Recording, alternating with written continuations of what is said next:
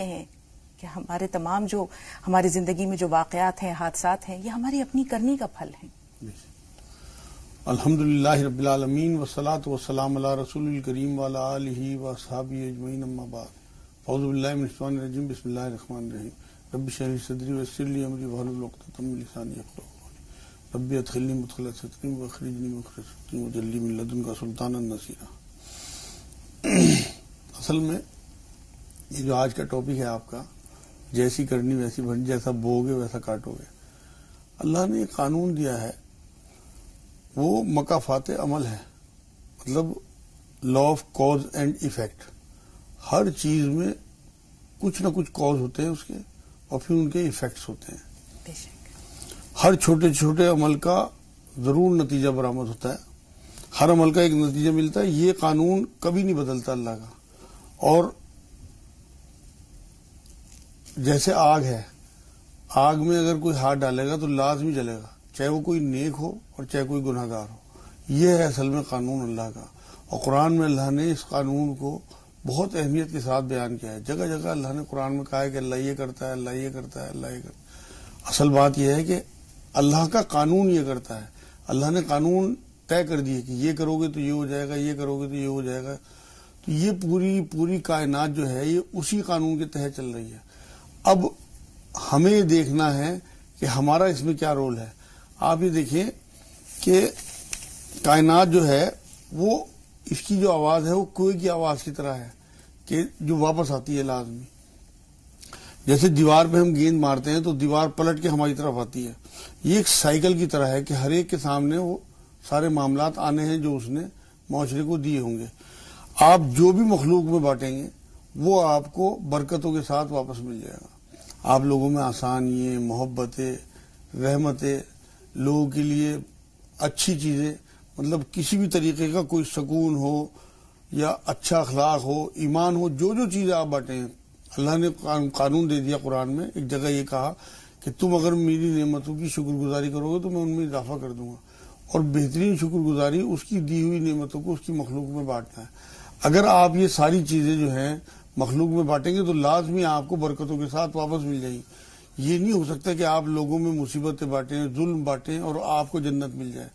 یہ وہ ساری چیزیں ہیں، جیسا آپ کریں گے ویسا آپ بھگتیں گے. لازمی بات ہے، اچھا کریں گے تو اچھا بدلہ، اب برا کریں گے تو برا. بالکل مجاز صاحب، واقعی آپ نے صحیح فرمایا.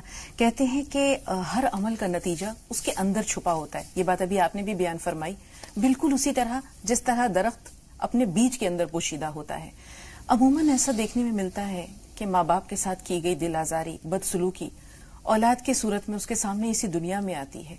پھر کیوں فراموش کر بیٹھتا ہے انسان اس حقیقت کو؟ اور جب اولاد سے بدسلوکی ملتی ہے، نافرمانی ملتی ہے، تو تب اسے احساس ہوتا ہے کہ یہ تو میں کر چکا ہوں، یہ وہ قرض تھا جو اللہ تعالیٰ نے مجھے اسی دنیا میں اس کا نتیجہ دکھا دیا ہے. ہاں، سارا اصل میں معلومات ہوتا ہے لیکن یقین ہی نہ ہوتا. پھر جب اس مرحلے میں جو کہہ رہا ہوں کہ یہ پورا ایک سائیکل ہے، سامنے گھیرا آنا ہی آنا ہے پلٹ کے لوٹ کے. تو اصل بات یہ ہے کہ چاہے تو ماں باپ ہوں اور چاہے اولاد کی نافرمانی ہو، اگر آپ اپنی ماں باپ کی نافرمانی کریں گے تو اولاد آپ کو نافرمان ہی ملے گی. کیونکہ آپ ماں باپ کی نافرمانی نہیں کر رہے بلکہ اللہ کی نافرمانی کر رہے ہیں. اللہ نے قرآن میں جگہ جگہ ماں باپ کی حرمت کا حکم دیا ہے آپ کو. آپ اللہ کی فرما برداری شروع کر دیں، آپ کی اولاد آپ کی فرما بردار ہو جائے گی. یہ وہی معاملہ ہے کہ آپ گیند ماریں گے دیوار پہ تو پلٹ کے آئے گی آپ کی طرف. آج اگر ہم اپنے ماں باپ کو اولڈ ایج ہوم میں بھیج دیتے ہیں تو ہم تیار ہیں کہ ہماری اولاد بھی ہمیں وہیں چھوڑے گی. ایسا نہیں ہو سکتا کہ آپ کو، کیونکہ تو لازمی بات ہے، اور چیزوں میں جو بھی برائیاں ہیں ان کا تو ہو سکتا ہے آپ کو بدلہ آخرت میں ملے، لیکن یہ ایک ایسی برائی ہے کہ میں نے اکثر دیکھا ہے لوگوں کو کہ رشتوں کے پامال کرنے میں جو لوگ ملوث ہوتے ہیں انہیں بدلہ اس کا یہی ملتا ہے. کوئی ساس اپنی بہو کے ساتھ زیادتی کرے مان لو تو لازمی اس کی بیٹی کے ساتھ آگے چل کے کچھ نہ کچھ گڑبڑ ہونی ہے. کوئی ہسبینڈ اپنی وائف کے ساتھ زیادتی کرے، اس کی بیٹی کے ساتھ اکثر دیکھا گیا ہے کہ اسے اذیتیں ملتی ہیں جو باپ کو تکلیف ہوتی ہے. یہ عجیب و غریب معاملہ ہے. عجیب، لوگ سوچتے نہیں اس بات کو. اگر ہم اپنے آپ کو ان کی جگہوں پہ رکھ کے سوچیں تو یہ سب چیزیں آسان ہو جائیں گی، ہم ظلم کرنے سے بچ جائیں گے. اصل تو بدلہ تو ہمیں ملنا ہی ہے. ایک واقعہ میرے یاد آ رہا ہے کہ ایک مچھیارا جو ہے وہ مچھلی پکڑ رہا تھا، بیٹھا ہوا غریب مچھیارا تھا. ایک بہت بڑی مچھلی اس کے ہاتھ لگی. دور ایک بدماش بیٹھا ہوا تھا، اس نے دیکھا کہ تو بہت بڑی مچھلی ہے، اسے لالچ آیا. وہ اس کے پاس پہنچا کہ بھائی یہ مچھلی مجھے دے دے، کہ بھائی میں بچوں کو کھانا کھلاؤں گا، آپ خرید لو، میں بازار میں بیچوں گا، میں سستی کر دوں گا آپ کو، کہ نہ تیرے ہاتھ پیر توڑ دوں میں یا پھر یہ مچھلی مجھے دیتا ہے. تو وہ ڈر گیا بیچارہ، مظلوم تھا، تو اس نے وہ مچھلی انہیں دے دی بدماش کو. وہ مچھلی لے کے چلا ہے اور آگے چلتے مچھلی جب پکڑتا ہے آدمی، تازی مچھلی جو ہے وہ تڑپتی ہے، اس مچھلی نے، بڑی مچھلی تھی، اس کی انگلی میں کاٹ لیا. تو خیر جا کے اس نے مچھلی گھر پکائی اور کھائی پائی، اور وہ جو ڈاکٹر کے پاس گیا مچھلی، وہ جو اس کے کاٹا تھا تھوڑا انفیکشن دکھانے، ڈاکٹر نے دوائی دی، 2-3 دن تک ٹھیک نہیں ہوا. تو ڈاکٹر نے کہا کہ بھائی تو انگلی آپ کی انفیکٹڈ ہو گئی بہت زیادہ، اسے کاٹنا پڑے گا. تو ڈاکٹر نے اس کی انگلی کاٹ دی، پھر بھی انفیکشن ختم نہیں ہوا، تو اس کی کلائی تک ہاتھ کاٹنا پڑا، پھر کوہنی تک، پھر پورا ہاتھ کٹا. اتنے میں ایک بزرگ سے اس کی ملاقات ہو گئی، تو انہوں نے یہ بات اسے بتائی کہ جو تیرے ساتھ ہو رہا ہے تو یاد کر، تو نے کسی مظلوم کے ساتھ کوئی زیادتی تو نہیں کی تھی. تو اس نے کہا ہاں جی، شروعات تو اسی طرح ہوئی تھی کہ میں نے ایک مظلوم مچھیارے سے اس کی مچھلی چھین لی تھی، وہ بچوں کو کہہ رہا تھا کہ مجھے کھانا دینا ہے، کہ اسے ڈھونڈ. پورا شہر ڈھونڈا اس نے، تو وہ مچھیارا خیر اسے مل گیا. اس نے اسے پوچھا کہ بھائی تو نے اس ٹائم کچھ بددعا تو نہیں دی تھی؟ تو اس نے یہ بات بتائی کہ ہاں میرے منہ سے بس یہ نکلا تھا کہ اللہ اس نے اپنے زور سے میری مچھلی چھین لی، تو بھی اپنا زور دکھا. لیکن اس نے پھر جب اس سے معافی مانگی، اس نے معاف تو کر دیا، مگر آپ یہ دیکھیے کہ اللہ نے اپنا زور کس طرح دکھایا. ہر چیز کا بدلہ ہر حال میں ملنا ہی ہے، آپ کیسے عمل کر لیں، اچھے کو اچھا، برے کو برا. تو مجاز صاحب، انسان کیوں بھول جاتا ہے، کیوں وہ اس دنیا میں خدا بن بیٹھتا ہے؟ شوہر ہے وہ خود کو کیوں فرعون سمجھنے لگتا ہے، خود کو کیوں نمرود سمجھنے لگتا ہے؟ ساس سسر ہیں وہ کیوں بہو کے ساتھ زیادتی کرتے ہیں؟ وہ کیوں بھول جاتے ہیں کہ اس کی بیٹی کے سر پر بھی جو ہے نا، خدا نے کسی کو اگر جابر کو مسلط کر دیا تو وہ کچھ نہیں کر سکیں گے. کیوں بھول جاتے ہیں لوگ؟ ظلم کرتے ہوئے انہیں خدا کیوں نہیں یاد آتا؟ جو قانون ہے جو اللہ نے قرآن میں بیان کیا ہے کہ سورہ نور کی 12 نمبر آیت میں، کہ اپنے آپ کو اگر ہم اس جگہ پہ رکھیں تو آسانی ہو جاتی ہے. اب یہ طاقت کا مس یوز ہے. جو شوہر حضرات ہیں، جو بھی، سارے تو نہیں ایسے ہوتے، لیکن جو زیادتی کرتے ہیں اپنی عورتوں کے ساتھ، وہ بھول جاتے ہیں کہ ہماری بھی بیٹی ہیں، ہماری بھی بہنیں ہیں، ان کے ساتھ بھی یہ سب کچھ ہو سکتا ہے. اللہ کی آواز تو، اللہ کی جو لاٹھی ہے وہ بے آواز ہے. اسی طرح ساس سسر کا معاملہ ہے کہ وہ اپنی بیٹیوں کو سامنے نہیں رکھتے، بہو کو سمجھتے ہیں کہ دوسروں کی بچیاں، اور اپنی بچیوں کے لیے چاہتے ہیں کہ یہ مہارانیاں بن کے رہیں. ایسی بہویں ہیں کہ وہ اپنے ساس سسر کے ساتھ زیادتی کرتی ہیں، وہ اپنے ماں باپ کو سامنے نہیں رکھتی. وہ یہ نہیں سوچتی کہ ہماری بھابھی جو ہے، اس بات کا بدلہ اللہ بھابھیوں کے ذریعے ہمارے ماں باپ کے ساتھ کرائے گا. یہ وہ سارے رشتے ہیں جنہیں ہم، مطلب یہ سوچ لیں اگر کہ ہم اس جگہ اپنے آپ کو فٹ کریں. ہماری جو دیور اور جیٹھ لوگ ہیں، انہیں ہم اپنے بھائیوں کی جگہ رکھ کے سوچیں کہ بھائی ہمارے بھائی اگر اس طرح سے زیادتی کرنے لگیں اپنے بھائیوں کے ساتھ، سارے معاملے جو ہیں سالو ہو جائیں گے. لیکن کیونکہ ہمیں یاد ہی نہیں رہتا اس ٹائم ظلم کرنے میں، اور اللہ کی لاٹھی بے آواز ہے، آگے پھر بھگتنا ہوتا ہے. قرآن یہ کہتا ہے کہ تمہیں جو تکلیفیں پہنچتی ہیں وہ تمہارے اپنے اعمال، اپنے کرتوتوں کی وجہ سے پہنچتی ہیں. قرآن میں اللہ رب العزت نے ایک جگہ یہ بات بھی کہی ہے کہ میں تمہاری شکلیں اور تمہارے مال نہیں دیکھتا، بلکہ تمہاری نیت اور تمہارے اعمال دیکھتا ہوں. سورہ قلم میں ایک واقعہ ملتا ہے کہ باغ کی طرف جب وہ لوگ جا رہے تھے تو اس کی نیت ٹھیک نہیں تھی اللہ کے بارے میں، تو اللہ نے اس کے باغ کو تباہ کر دیا. اللہ کی نظر ہماری نیتوں پہ بھی ہے. اللہ ہماری شکلوں کو نہیں دیکھتا، بلکہ ہمارے دلوں میں اٹھنے والے وسوسے، ہمارے دلوں میں اٹھنے والے خیالات، یہ سارے اللہ کو پتہ ہیں. قرآن میں اللہ نے سورہ طٰہٰ میں یہ بات کہی ہے کہ تم اگر میری یاد سے دور ہو جاؤ گے تو میں تمہاری رزق تنگ کر دوں گا. تو یہ ساری وہ چیزیں ہیں کہ ہمارے عمل کے ساتھ سارا کچھ جوڑا ہوا ہے. یہ اللہ کا قانون ہے. اللہ تعالیٰ انسان کی شہرگ سے بھی زیادہ قریب ہے، حبل ورید سے بھی زیادہ قریب ہے. تو انسان کیوں یہ بھول جاتا ہے؟ وہ خود کو بہت عبادت گزار سمجھتا ہے، وہ خود کو بہت نیکوکار سمجھتا ہے، لیکن مخلوق کے ساتھ معاملات میں وہ جب زیادتی کرتا ہے تو اس کی روح کیوں نہیں کانپتی، اس کا ضمیر کیوں نہیں بیدار ہوتا؟ مجاز صاحب، کمی کہاں پر ہے؟ کمی علم حاصل کرنے میں ہے اور بتانے میں. مطلب آج معاشرے میں لوگوں کو مطلب اس طرح کی چیزیں دی جا رہی ہیں کہ جو صرف اور صرف دنیا میں کام آنے والی. حضور نے فرمایا دنیا آخرت کی کھیتی ہے. اب یہ حدیثیں ہمارے سامنے ہوں گی تو ہم یہاں لوگوں پہ ظلم کرنے سے بچیں گے. جس طرح کے ماحول میں، جس طرح کے حالات میں ہم اپنے بچے پالیں گے وہ بن کے وہی. ایسا تو ہو نہیں سکتا کہ آپ گیہوں بو اور چنا کاٹ لو، جو آپ بو گے آپ کو وہی ملے گا ہر حال میں. تو آپ یہاں سے امرتسر کی ٹرین میں بیٹھ جاؤ اور نیت کر لو کہ میں نے بمبئی پہنچنا ہے، ہو ہی نہیں سکتا. آپ امرتسر ہی پہنچو گے. بمبئی کی ٹرین میں بیٹھنے کے لیے آپ بمبئی پہنچنا. جس طرح کے آج کل کے اسکول ہیں، جس طرح ہائی فائی اسکولوں میں فیشن ہو گیا اپنے بچوں کو بھیجنے کا، وہ حالات ویسے ہی پھر ہمارے بچے بنیں گے. آپ کو ان کی آخرت کی فکر ہی نہیں ہے. آپ انہیں صحیح انسان بنانا نہیں چاہتے. آپ یہ چاہتے ہیں کہ ہمارے بچے بس ہائی فائی بنے, انہیں لگژری لائف مل جائے. وہ وہی ہو رہا ہے, اسی طرح کی لائف جینا چاہتے ہیں. بچوں تھوڑے سے بڑے ہوئے ماں باپ کی بے حرمتی اور ہر بات میں کوشچن مارک لگانا, ماں باپ کی الزامات لگانا, بدزن ہو جانا ماں باپ سے, بے حرمتی کرنا ماں باپ کی, یہ سارا میں دیکھ رہا ہوں معاشرے میں. تو یہ ہم کہہ سکتے ہیں کہ دینی تعلیم کی کمی ہے. ہم نے دین سے جوڑے ہی نہیں, انہیں ہم نے رشتوں کا تقدس سکھایا نہیں, اللہ کی پہچان نہیں دی, رسول کی تعلیم نہیں دی, رشتوں کا احترام نہیں دیا.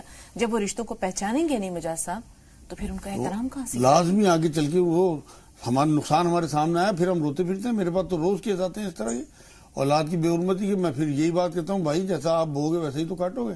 آپ نے ایسا تھوڑی ہے کہ گیہوں بو گے آپ چنا کاٹ لو گے. آپ نے اپنے بچوں کو جن اسکولوں میں ڈالا ہے وہاں کے ماحول آپ کو سب کچھ پتا ہوتا ہے. ہم دیکھ رہے ہیں کہ کیا حالات ہیں. نیٹ اور موبائل جو ہے وہ ہمارے سامنے ہے کہ کتنی بڑی ہماری آخرت داؤں پہ لگا دی ہے. لیکن اس کے باوجود ہم اپنے بچوں کو مان لو اپنا ٹائم سیو کرنے کے لیے, اپنے آرام کے لیے بچوں کو موبائل پکڑا دیں. آپ نیٹ پہ یا کارٹون, ایسے کارٹون فلمیں بچوں کے لیے پرووائڈ کراؤ جو اسلامی کارٹون فلم میں سب کچھ موجود ہے. اسلامی اسکول بھی موجود ہیں. آپ اسلامی اسکالر سے بچوں کے ساتھ, اصل میں دیکھتا ہوں کہ جو غیر ملک ہے نا, وہاں سے جو خبریں آتی ہیں امریکہ وغیرہ میں, وہاں مسجدوں کے ساتھ انہوں نے سینٹر جوڑے ہوئے ہیں بچوں کی تربیتوں کے لیے. یہاں تو کچھ بھی نہیں ہے. مسجدوں کا کام صرف یہ ہے کہ امام صاحب نے نماز پڑھا دی, لوگوں نے اپنے جھگڑے نمٹا لیے وہاں, یہ ہے. ورنہ محلے کا تمام تر معاملات مسجدوں میں نمٹنے چاہیے. مسجدوں سے غریبوں کے لیے لنگر شروع ہونے چاہیے, وظیفے شروع ہونے چاہیے, وہاں کلاسز لگنی چاہیے. جو بیچارے محروم لوگ ہیں وہاں آ کے انگریزی اور ہندی پڑھیں, جس سے کہ وہ کم سے کم فارم تو بھر سکیں. مجاز صاحب نے جو اپنے سینٹر کا مشورہ دیا, ہم دیکھتے ہیں یو ایس وغیرہ میں, خود اپنی آنکھوں سے دیکھا ہے, ایسے سینٹرز موجود ہیں جہاں بچے اسکول ختم کرنے کے بعد ماں باپ انہیں کھانا وغیرہ دے دیا اور اس کے بعد خود لے کر آتے ہیں, پہنچاتے ہیں, اور وہاں ان کی دینی تعلیم کا انتظام ہوتا ہے. اگر وہ ڈیلی نہیں آ سکتے تو ویکلی کلاسز ہوتی ہیں, ویکلی نہیں آ سکتے تو پھر وہ منتھلی بیسس پر. اس کے علاوہ جیسے آپ نے لنگر کا بتایا, قدرتی آفات کے موقع پر بڑے پیمانے پر ریلیف کا کام ہے. تو ہمارے یہاں ایسے سینٹرز کیوں نہیں ہیں؟ ماشاءاللہ ایسا نہیں ہے کہ اہل ثروت حضرات کم ہیں یا اہل خیر حضرات کم ہیں, لیکن لوگوں کا دھیان یا لوگوں کا ذہن اس جانب کیوں نہیں جاتا؟ وہ اصل میں بات یہ ہے نا کہ ہمیں ایک تو وسائل نہیں ہے, دوسرے تعلیم نہیں ہے, اور صحیح بات بتائی نہیں جا رہی. ہم مسلکوں کے چکر میں اتنے زیادہ ایک دوسرے سے دور ہو چکے کہ ہم مثبت سوچ ہی کھو چکے. ہم صرف اپنے مسلکوں کو بچانے کے چکر میں, انہیں تقویت دینے کے چکر میں اپنی صلاحیتیں صرف کر رہے ہیں.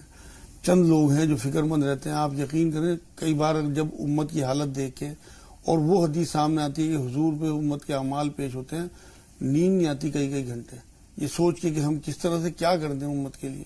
حضور تو ساری رات تڑپتے تھے امت کے لیے. ہماری آنکھوں میں تو ایک آنسو نہیں آتا. فلسطین میں کتنے لوگ کٹ رہے ہیں, دنیا میں کہاں مسلمانوں پہ ظلم ہو رہا ہے, کبھی ایک آنسو نہیں نکلتا, کبھی کوئی دعا میں یاد نہیں رکھتا, کبھی کوئی مدد تو بہت دور کی بات ہے, کم سے کم جو آپ کے ہاتھ میں ہے وہ تو کریں. بات یہ ہے کہ ہم جیسا بوئیں گے ویسا کاٹیں گے. اصل میں یہ سوچتے ہی نہیں ہم کہ کل یہ مصیبتیں, یہ پریشانیاں ہمارے اپنے اوپر بھی آ سکتی ہیں. اگر ہم اس طرح کے سینٹر یہاں قائم کریں گے تو لازمی ہماری اگلی جو جنریشن ہے وہ صاف ستھری پیدا ہوگی, وہ کریکٹر والی.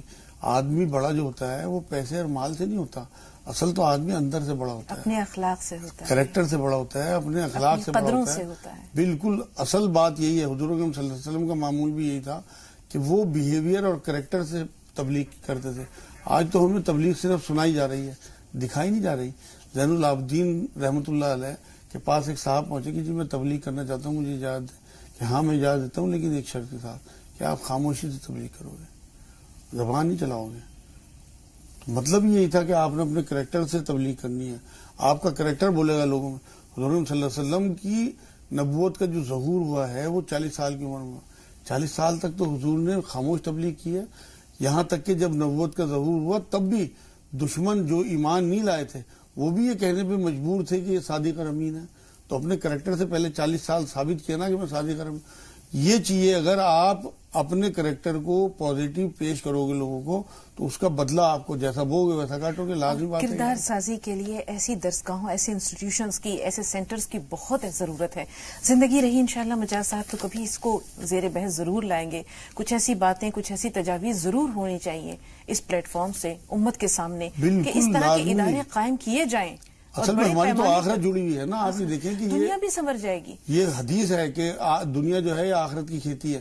اصل میں تو ہمیں وہاں ان سب چیزوں کا بدلہ، آپ یہ دیکھیں کہ اگر مثبت بدلہ ہوگا تو جنت ہے، اور اگر منفی بدلہ ہوگا تو دوزخ ہے. جب رسول پاک صلی اللہ علیہ وسلم اپنے محدود وسائل کے ساتھ صفا یونیورسٹی چھوٹی سی درسگاہ بالکل وہیں سے کر شروعات سکتے ہیں تو ہم کیوں نہیں کر سکتے؟ بالکل کر سکتے ہیں. انشاءاللہ پر امید رہنا چاہیے. انشاءاللہ بالکل یقین ہے.